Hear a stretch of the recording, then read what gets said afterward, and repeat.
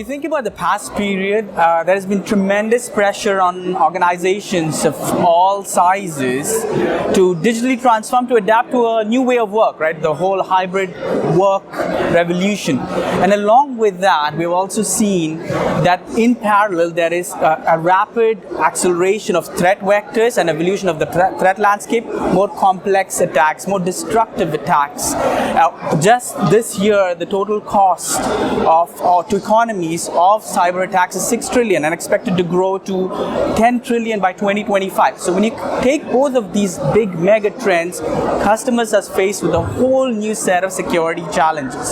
So our focus has been to help customers to adapt and update their security strategies to tackle these trends, right?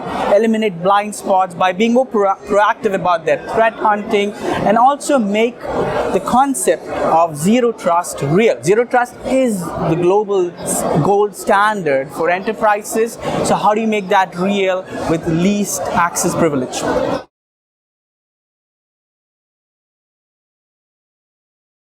Of course, a lot of things that employees should aim to do. First and foremost is, of course, to be more security aware of the key challenges, have an understanding of things, be able to see between an email that looks suspicious versus a real one. But I must say the onus of the problem still lies with the organization and the security apparatus of the organization. What do I mean by that? An example, right? How do we move towards a passwordless future, right? So if you do not provide, if users do not have to deal with passwords, then the risk of losing their passwords, of their passwords getting misused, go low, right? So there is really a lot for the security teams and organizations to do to make secure access a reality for the everyday user.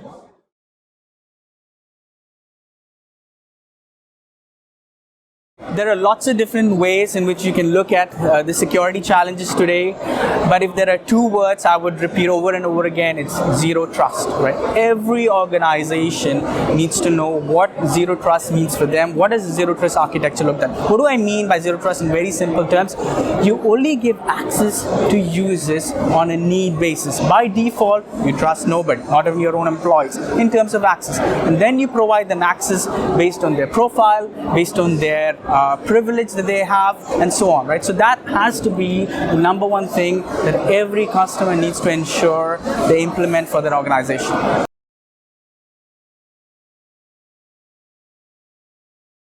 So the past period has taught us a lot of lessons. It has taught us that security is not bound by the perimeter of your organization or your building.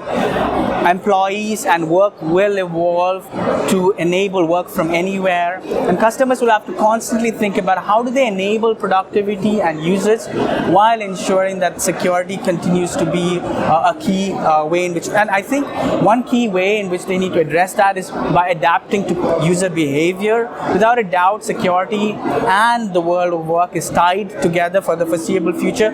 We will continue to see innovation in how work happens.